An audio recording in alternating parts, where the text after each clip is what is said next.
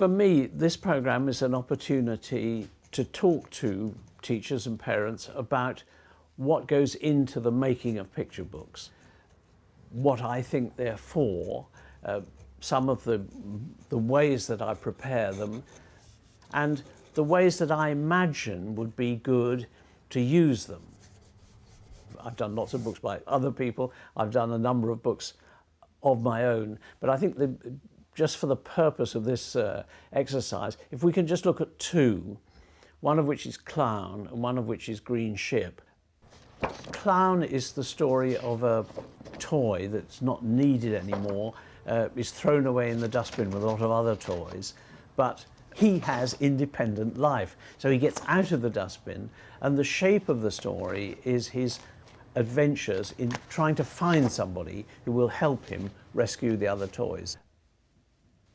There's obviously quite a lot of exploration at the beginning of any book, particularly if you're doing it yourself. So I try and keep hold of some of these rough drawings and preliminary drawings. I don't keep them all, but it's interesting to go back afterwards for me and see what happened.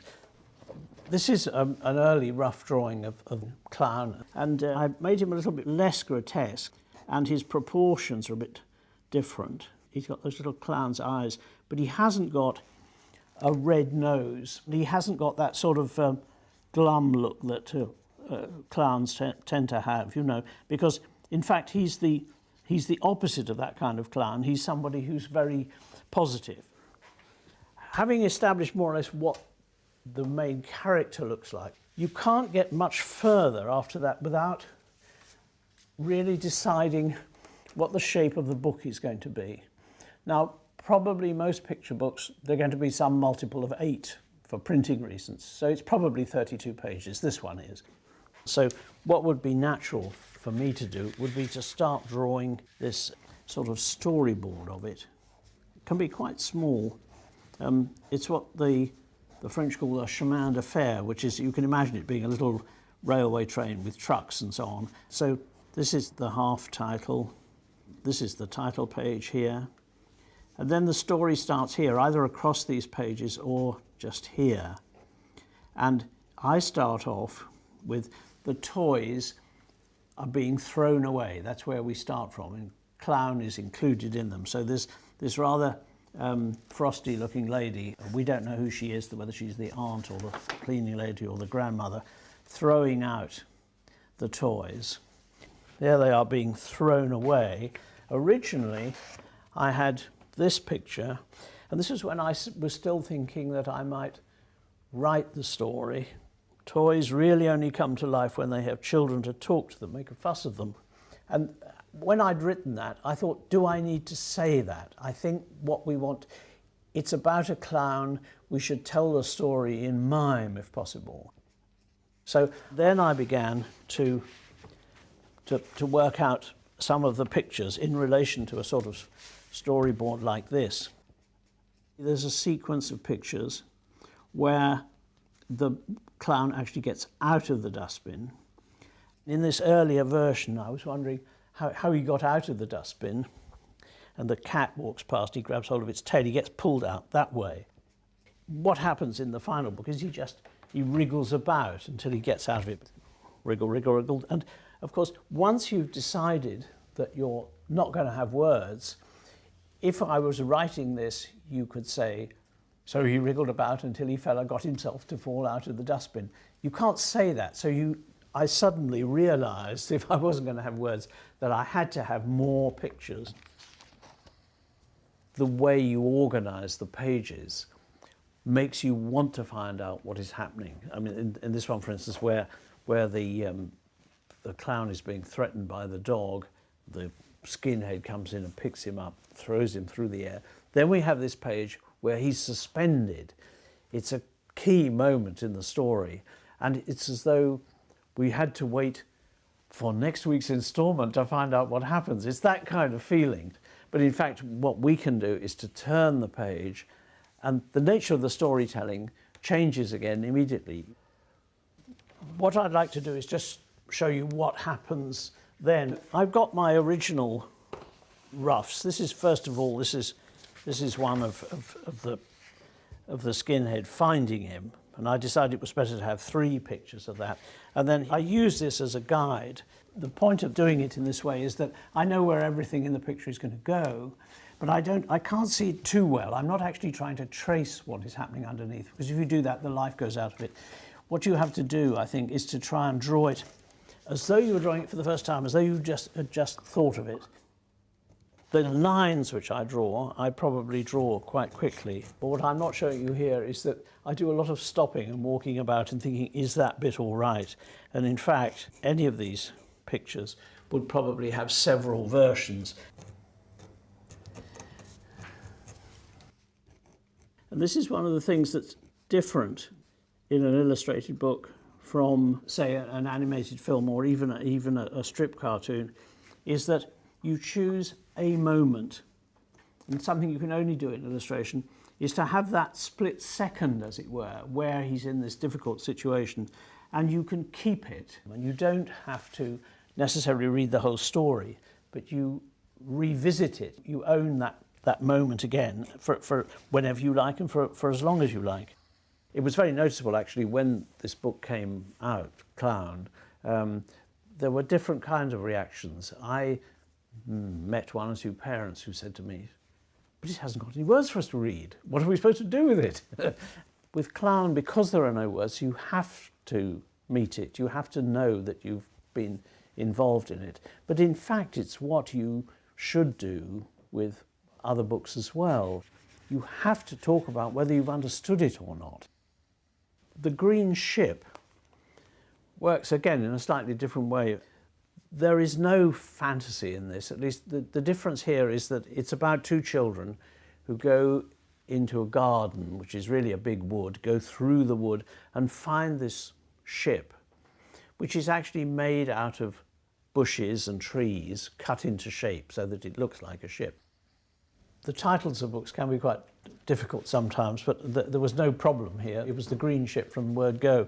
There were problems about what one did about the cover. The cover can be the most difficult bit of any book, because you want to suggest what the story is about without telling the whole story. You can see here there's a storm in the story. There it is, you see a bit of it with lightning. Here we see the ship with lightning and the 2 children who are the main characters. Here's another one where they're up the mast of the ship looking out to sea.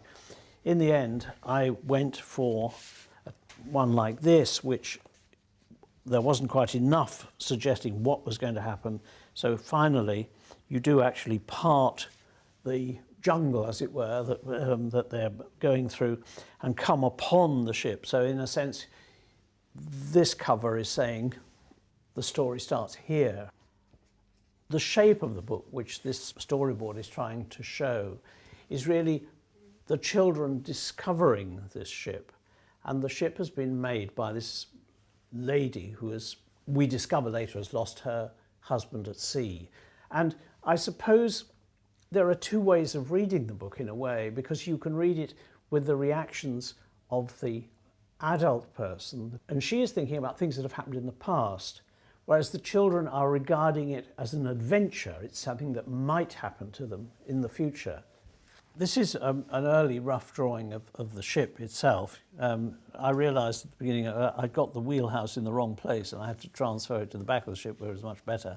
But that is the kind of stage set, as it were, around which the story happens. And then it's a question, once again, of picking the right moments and how you're going to tell the story. And in this bit of the story, the climax is a storm. The storm has 2 major stages. First of all, it's the lightning. And there I wanted it to be a double-page spread. It's not a question of bringing it, of having a vignette or having a picture with a frame around it. It's got to take over our vision entirely. It has to have a few words, but the important thing about it is that lightning goes right across the page. And then it settles into, once again, another double-page spread which goes off the edge, which is as stormy as possible with black skies. The way it's applied makes you feel that there's wind blowing through that. There's an enormous quantity of cloud, and you just see the tiny little bit of yellow where the lantern is still shining in the middle of the picture.